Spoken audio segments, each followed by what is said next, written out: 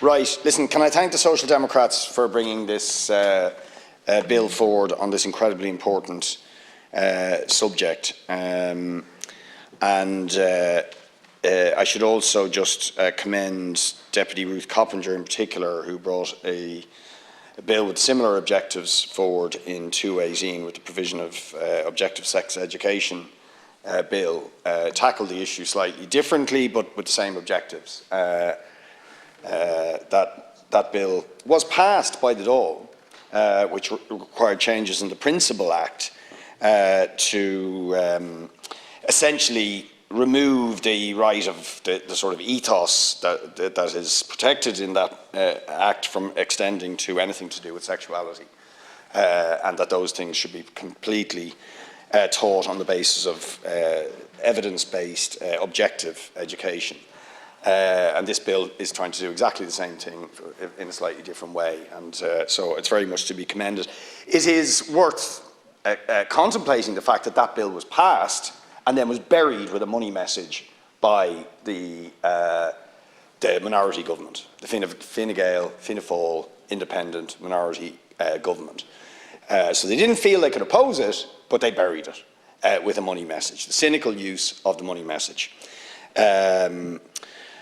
And I think it's kind of appropriate that this debate should be happening in the same week that we're also debating mother and babies. You see, there is a direct connection, in my view, between the religious ethos of the institutions that degraded and abused women and the persistence of gender-based violence and mistreatment of women today, and indeed onto the mental health of our young people, which is often, if you like, under a lot of pressure, to put it mildly, because what did the religious ethos do? It essentially made sins of what are basic human needs, basic human requirements, were deemed to be sinful and wrong,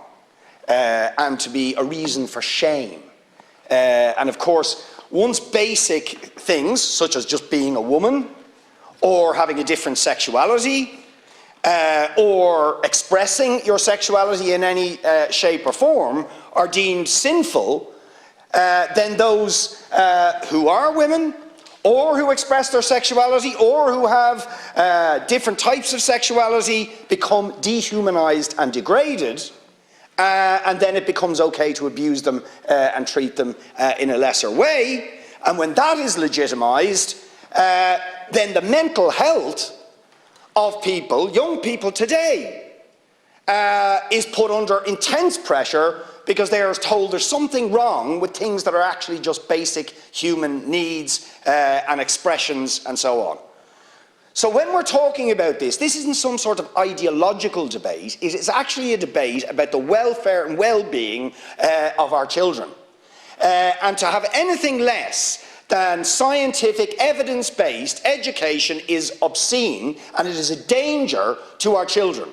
And it perpetuates some of the worst abuses, some of the continued mistreatment and abuse of women, people with different sexuality, gender identity, and so on. So it has to stop. We should actually not even be debating this. We should be talking about separation, church and state, full stop, but there is absolutely no excuse for the government not accepting this bill and passing it into law immediately. Thank you, Deputy.